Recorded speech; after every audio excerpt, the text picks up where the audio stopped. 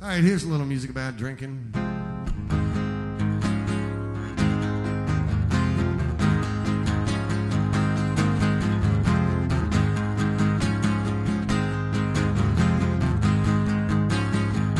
Now in the back of my mind, I know I should get something done. But there's nothing that can't wait until tomorrow.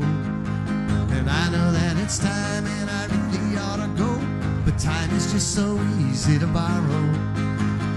You can wait till 5 if you want to, if you think you need some excuse. But I don't need any reason, and I'm not gonna put on any rules. And I know of a bar that's open round the clock, but if you decide to go take this morning, the bartender might say as he offers you a drink, you can't drink all day if you don't start in the morning.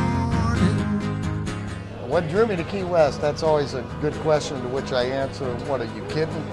It's warm, it's beautiful, it's sunny, beaches, boats, babes, beer, booze, bars, you know. I came to Key West and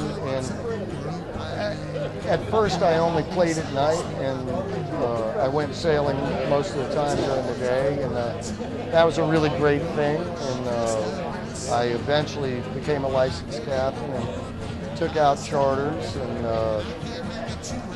met some absolutely wonderful people and had a really great time with that. But if you decide to go take this morning, the bartender might say as he offers you a drink, you can't drink all day if you don't start in the morning. There are so many things about Key West that are unique to Key West. And since being here, it's actually sort of a great ergonomic and great green place to be. I don't have to drive to work, and I walk most places, ride my bike. It's a long trip, and it's just a sensible way to live, and an expensive way to live, but sensible.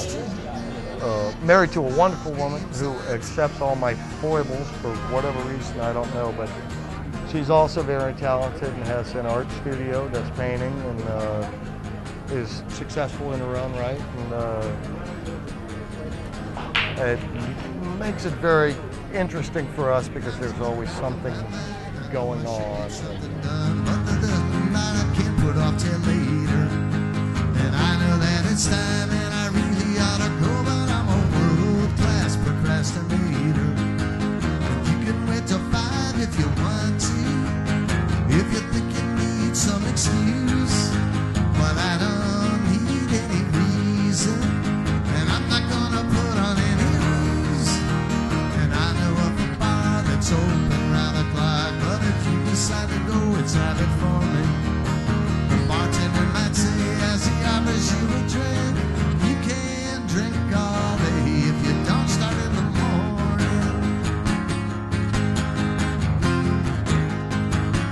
If you don't start in the morning, you can't drink all day. If you don't start in the morning, you can't drink all day. If you don't start in the morning.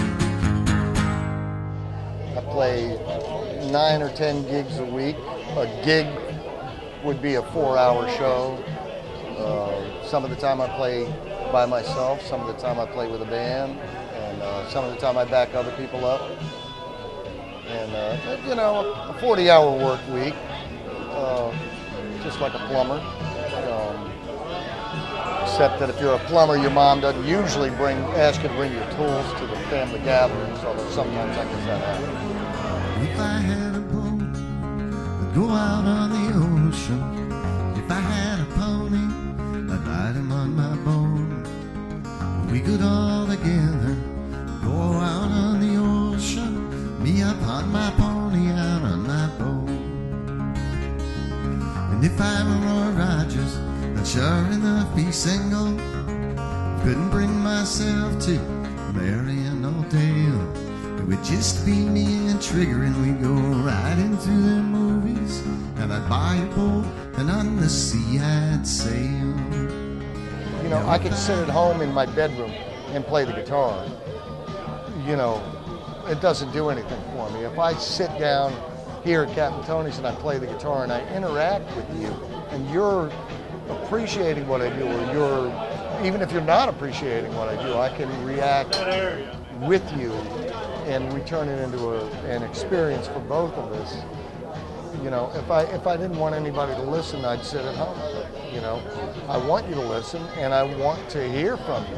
You liked it, you didn't like it. You know, whatever it is, that's the whole point. You know, if a tree falls in the forest, you know, often wonder if, you know, some of the big stars that I see wouldn't like to trade with me for a weekend. I'd love to play in front of 50,000 people.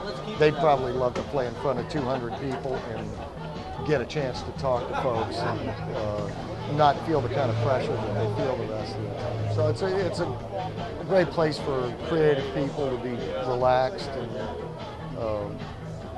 a great place for the audience to come and interact. And, you know, as far as audiences go, that's what it's all about. You bring whatever your experience is to the show, and if we can connect together, we collectively make something happen, as opposed to just watching an image on a screen or something that you're divorced from.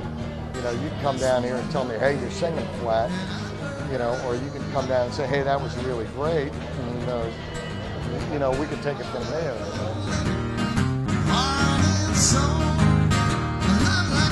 Won't ever grow good. She's my sweet little thing. She's my pride and joy. She's my sweet little baby. I'm her little lover boy.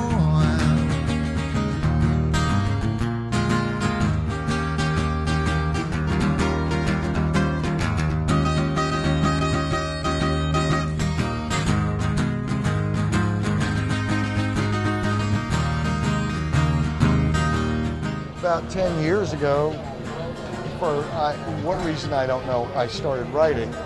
Maybe there's something in the water down here because of all the, you know, Hemingway and John Hersey and Robert Frost and all the writers that have come down here, or there's something about Key West that attracts people that feel that way or that are creative and can leave the pressures of other areas of the country behind and be creative. But I started writing.